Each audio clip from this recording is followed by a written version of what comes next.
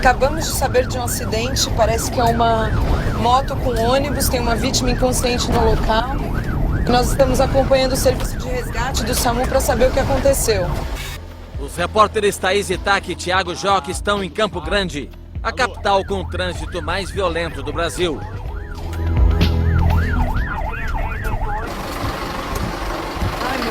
Eu tô aqui na 26 de agosto com a Rua Barbosa. Graças a Deus eu tô bem, mas o Naninha tá puro sangue, tá dando dó. Ele tá falando, Tá falando, a repórter tá falando que ele tá falando. Eu nem fiz, o sinal tava aberto, tava fechado. 1, 2, 3. Eu posso falar daqui a pouco ver ele. Lógico. Vamos lá, Thiago. Você ingeriu bebida alcoólica? Quanto que você bebeu?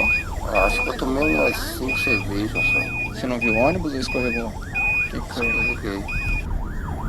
No primeiro mês da lei seca, o índice de acidentes diminuiu 26% na cidade, segundo o levantamento do SAMU, o Serviço de Atendimento de Urgência. Mas logo depois, no terceiro mês da lei, o índice de acidentes já tinha voltado ao que era antes.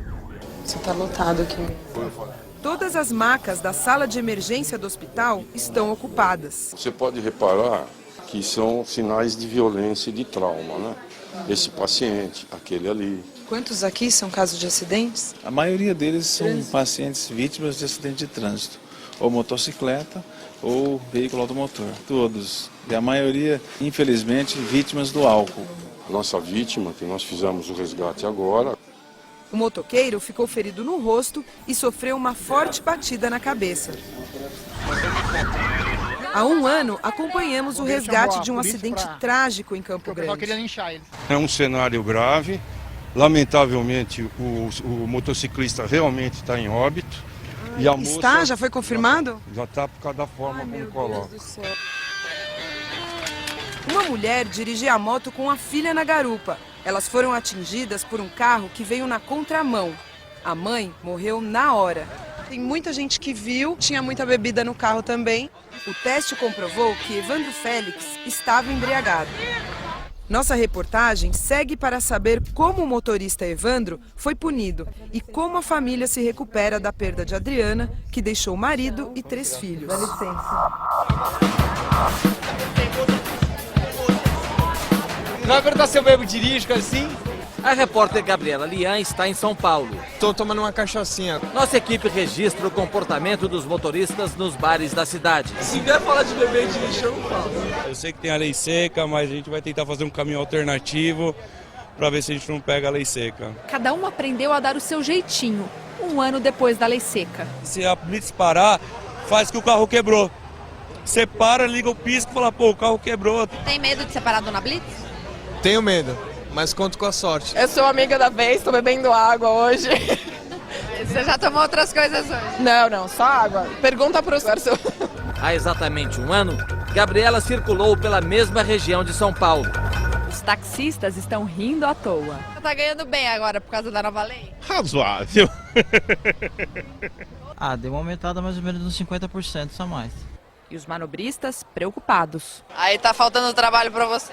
Tá, logo vai dar muito desemprego pro pessoal aí. Os estacionamentos voltaram a ficar lotados. Quantos carros você manobrou hoje? Manobrei bastante, uns 50 carros. E os taxistas agora estão desanimados. O senhor tá parado aí há quanto tempo? Mais 2 horas já. Eu não sei se usa a palavra certa. Avacalhou. Na saída das boates, alguns motoristas evitam as câmeras. Posso falar com vocês um minutinho? Para.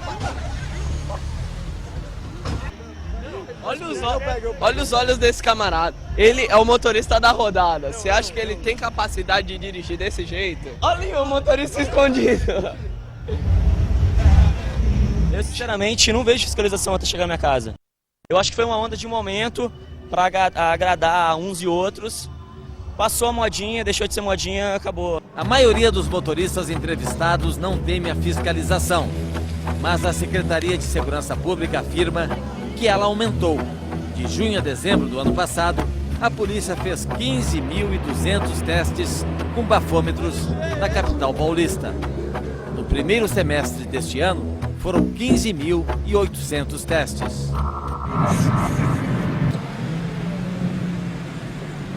licença, tudo bem? Desculpa, é que eu vi que tem um adesivo atrás do seu carro. O que significa? É que houve um acidente que um rapaz matou 2 pessoas, um deputado. O senhor não tem relação nenhuma com a família, nada, né? Os moradores de Curitiba acompanham a investigação de um acidente que chocou o país. Um deputado que dirigia alcoolizado, em alta velocidade, provocou a morte de 2 rapazes. Mariane Salerno e Caroline Kleinubin, a nova integrante do Profissão Repórter, estão na capital paranaense. Tá modulando, ó. Nossa equipe vai contar a história de 2 famílias marcadas por uma tragédia. Estamos indo para sua casa. Gilmar perdeu o filho de 26 anos no acidente. No carro da frente, vai a mãe do rapaz. Falou que você trouxe algumas coisas aí? Eu trouxe umas panelas, os DVDs, né? Tudo dele. Tudo dele, travesseiro ainda que estava sem uso. Né? Cristiane perdeu o filho há 1 mês. Ela vai quase todos os dias ao apartamento dele. Então eu fui buscar as roupinhas, porque tá com cheirinho ainda, né? Então essas coisas que a gente quer guardar, tudo isso é passageiro, a gente sabe, né? Mas o que der para ficar, a gente vai querer ficar, com certeza. Rafael, chamado de Gil pela família, era um dos 3 filhos do casal. Esse aqui é ele. Tem foto de tudo, porque ele amava uma máquina fotográfica. Gil estudava jornalismo, psicologia e ia para a Austrália estudar inglês, mas morreu 1 semana antes. Diz aqui pro tio, como é que é teu nome? Neste vídeo, Gil conversa com a sobrinha. Da cozinha, a mãe ouve a voz do filho morto. Não tinha visto. Não tinha visto esse vídeo? Não tinha nem ouvido a voz dele. Que coisa absurda. Quando que foi isso? Isso foi... acho que uns 2 meses atrás. E toda aquela polenta, quem que comeu? Ele é parecido comigo, mas ele lembra muito a mãe pela forma alegre que ele era, no caso, né?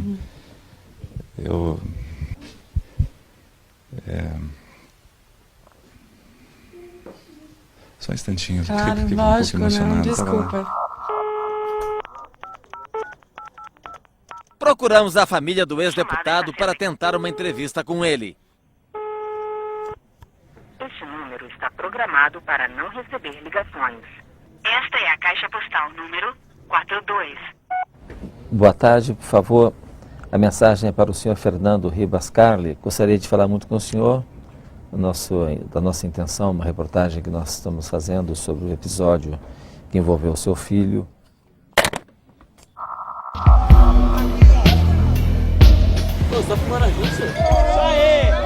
Nesse posto de gasolina em São Paulo, encontramos muitos carros parados e os motoristas bebendo.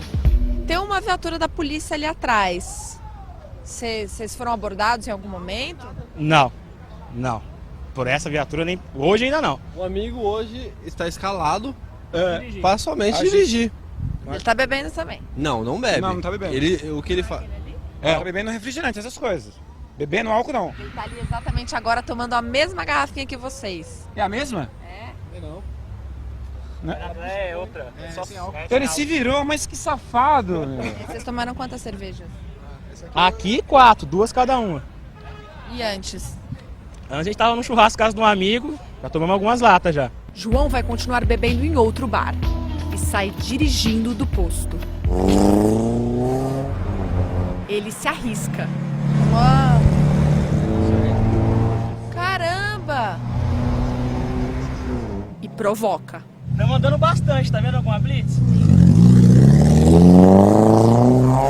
Todas as avenidas que a gente está indo, ele está acima da velocidade limite. Você fez umas manobras bem arriscadas hoje. Fiz sim. Não tem medo? Não, é que eu acabei de falar, por causa do conto da bebida você já fica mais atirado, fica mais aceso, com certeza. Bebida e volante não combina. Eu faço, mas não combina.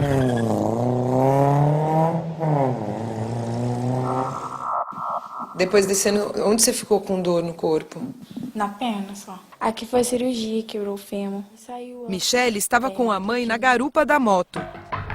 No acidente em Campo Grande, a menina quebrou a perna e teve afundamento de crânio. A mãe dela era manicure, tinha 34 anos. Tem dia que eu fico achando que ela vai chegar no momento. Qual que é a lembrança que você mais gosta de ter da sua mãe? Enquanto a gente ficava conversando só. Porque a gente ria o tempo inteiro. A família mudou de casa depois do acidente.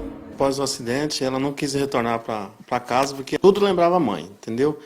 Então são quase 13 anos que a gente morava na casa lá. E eu preferi atender o pedido dela. O teste comprovou que Evandro Félix estava embriagado. Ele é guarda civil metropolitano, pagou fiança de R$1.000 e foi solto no dia seguinte. Evandro foi indiciado por homicídio culposo. Tanto o delegado quanto o promotor de justiça do caso entenderam que Evandro não teve intenção de matar. Eu queria entender por que a decisão do senhor foi de homicídio culposo, sendo que ele estava alcoolizado e dirigido em alta velocidade. É porque as pessoas, principalmente quando estão alcoolizadas, nem sempre têm a noção do tanto que estão alcoolizadas e de quanto perderam de reflexo, né? Eu acho assim que a partir do momento que a pessoa sai de casa embriagada, dirigindo em alta velocidade, eu acho que no fundo ela sabe que ela pode matar alguém, como aconteceu com ele, né? Que ele continua dirigindo em São Paulo em alta velocidade, ou seja, a vida dele continua. Para ele nada mudou, né? Mas só que para nossa família mudou muita coisa. Durante o dia, com uma câmera dentro do carro, registramos o momento em que Evandro Félix sai dirigindo, apesar de estar com a carteira de motorista apreendida em Campo Grande. Telefonamos para Evandro. Depois de muita insistência, ele chegou a marcar uma entrevista e não apareceu. Hoje, 1 ano depois do acidente, vamos tentar um novo contato com o Evandro em São Paulo. Um dia a gente está procurando o Evandro. Tô de saco cheio da imprensa. Eu não tenho medo. Que eu chamo a polícia. Eu sou eu, eu sei, eu tô de saco cheio de repórter, porta de cadeia. Quer chamar a polícia? Quer chamar a polícia? Quer chamar a polícia? Não posso. Quer chamar a polícia? Quero. Eu vou chamar a polícia. O dono do restaurante se irrita com a nossa presença. Foi aqui que o deputado Luiz Fernando Carli Filho jantou antes do acidente. As câmeras do restaurante gravaram imagens dele com taças de vinho na mão.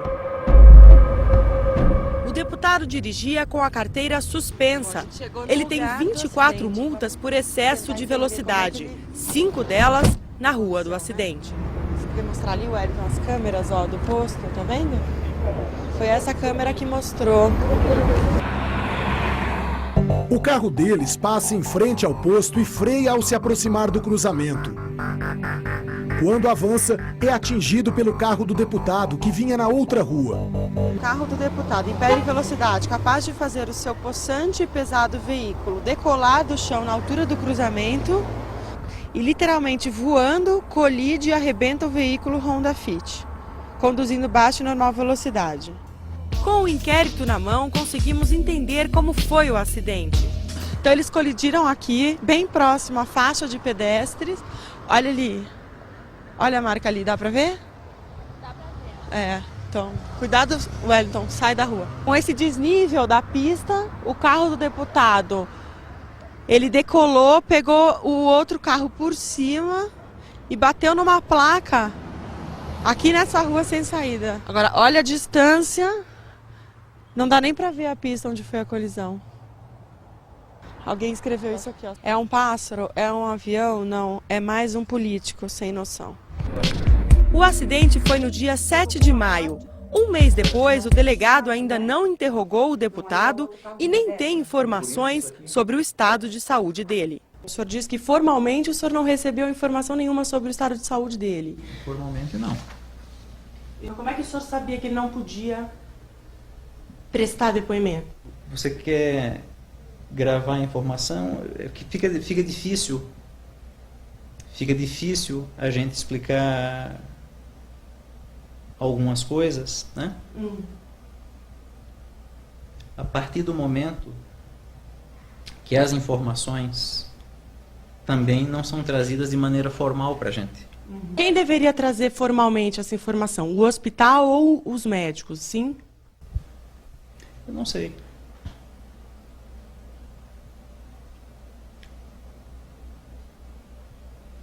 Porque a impressão que está me dando nessa entrevista, e isso, né, está fugindo um pouquinho do padrão das entrevistas que a gente está dando sobre o caso. Uma amostra de sangue do deputado foi colhida 1h30 depois do acidente. Mas o teste para verificar a quantidade de álcool só foi feito 1 semana depois. Por que essa demora? Prefiro não comentar. A conta do restaurante mostra o consumo de vinho. Na primeira mesa consumiu uma garrafa junto com o tio. Na outra mesa, junto com o casal, de 3 a 4 garrafas. O primeiro promotor do caso diz que existem provas suficientes para indiciar o ex-deputado por homicídio doloso, quando há a intenção de matar. O que o manobrista do restaurante viu está no processo. Embiquei o carro no estacionamento, o deputado viu o carro dele e pulou fora do carro de seu amigo, o qual já estava andando, em movimento, saindo do estacionamento. O deputado saiu no carro andando e logo em seguida, aspas, caiu de 4 no chão, meio deitado. E o seu outro foi ajudá-lo a se levantar. O deputado então entrou em seu carro e seu amigo foi até a janela para tentar convencer o deputado a não ir com seu carro. O deputado, no entanto, saiu fritando já, saiu moendo, cantando o pneu e tudo. O que aponta para um dolo eventual, pelo menos no discurso preliminar, é o fato dele ter sido alertado que não estava em condições de assumir a direção do veículo automotor. Alertado por mais de uma pessoa, ou seja, ele estava consciente de que não deveria conduzir. Mesmo assim, assume o risco e imprime velocidade absurdamente excessiva para vir a causar o trágico acidente. Tentamos entrevistar o manobrista, mas ele está afastado do trabalho. Está atestado e está doente. Segundo a perícia, o deputado estava a pelo menos 150 km por hora. No carro atingido, além de Gil, estava o irmão de Gislane. Dá licença, Gislane. Obrigada por nos receber, viu? Desculpa te incomodar mais uma vez.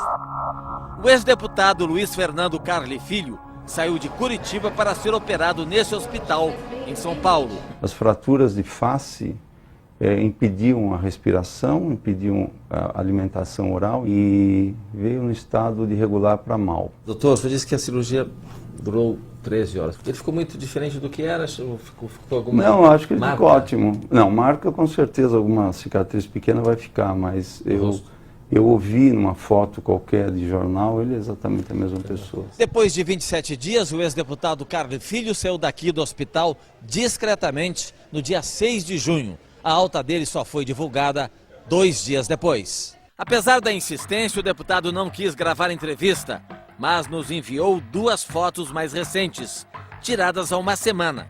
A renúncia ao cargo de deputado foi feita ainda no hospital.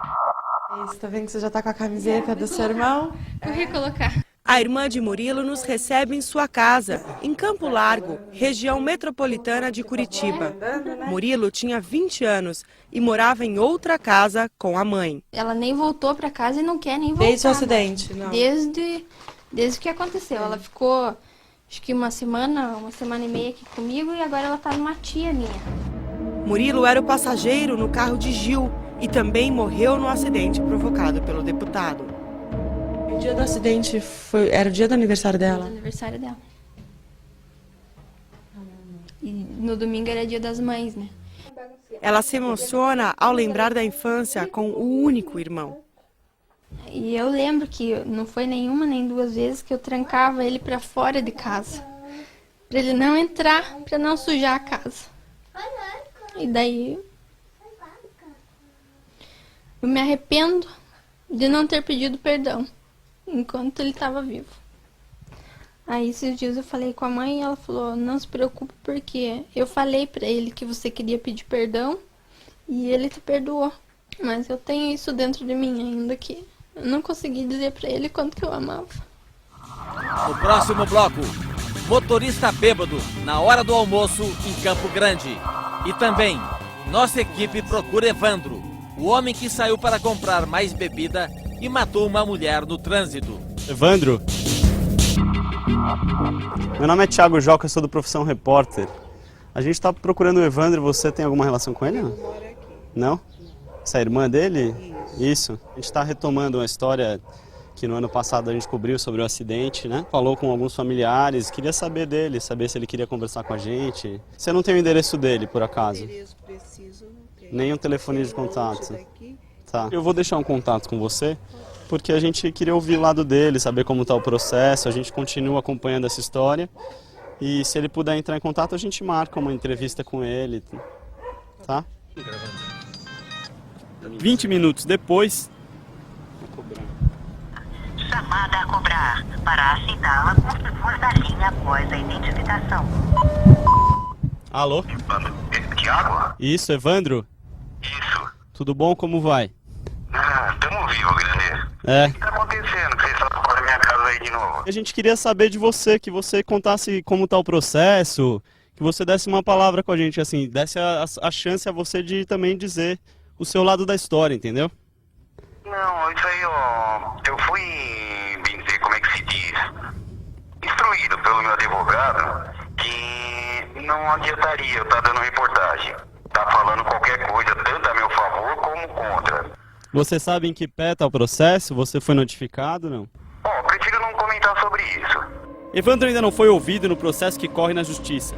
Ele responde por homicídio culposo, lesão corporal e por dirigir embriagado. Em Campo Grande, a equipe do SAMU atende de 900 a 1.000 acidentes por mês, a maioria no fim de semana.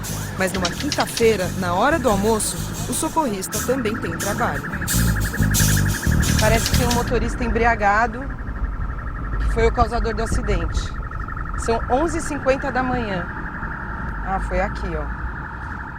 Ele está alcoolizado, ele vai ser autuado em flagrante. E vai ser habitada uma fiança para ele, no caso, não teve lesão a terceiro, só ele próprio, né? Vai ser habitada uma fiança, ele pagando é colocado de liberdade. Perde a carteira? Ele nem tem. Você que é a dona do carro, então? Sim. E o que aconteceu? Nós estávamos dentro do escritório quando nós ouvimos aquela batida bem forte, né? O estrondo que nós olhamos pela janela, o carro estava voando, subindo a calçada nosso. Então, assim, o cara bem alcoolizado, foi visível. No entanto, que ele não conseguia nem se mexer ao volante. A senhora acha que a lei seca está funcionando aqui na cidade? Jamais. A gente está chegando aqui no posto de saúde. O senhor tomou um aperitivo, seu João? Tomou? O carro me fechou. Aí eu entrei direto. Teve um outro carro que fechou o senhor? Um caminhão. Que ele tem uma fratura de face e tem contusão de tórax, né? O senhor conhece a lei seca? Claro que eu conheço. O senhor acha que não estava embriagado? Mas eu não estava não, porque eu tomei uma pinguinha só. Ótimo, desejo melhoras pro senhor, tá?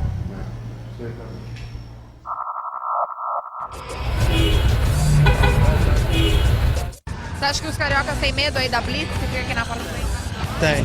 Medo nenhum, sem problema. Eu tenho, por isso eu vim de ônibus. Você continua dirigindo na boa, normalmente. A repórter Gabriela Lian está agora no Rio de Janeiro, acompanhada do repórter Felipe Suri. Qual que é a bebida que mais sai aí? Sai capeta, caipirinha e caipifruta. Tá tendo mais movimento por causa da lei seca agora? Com certeza, que essa lei seca dure para sempre. Tá todo mundo com adesivo da lei seca. Posso falar com você um minutinho?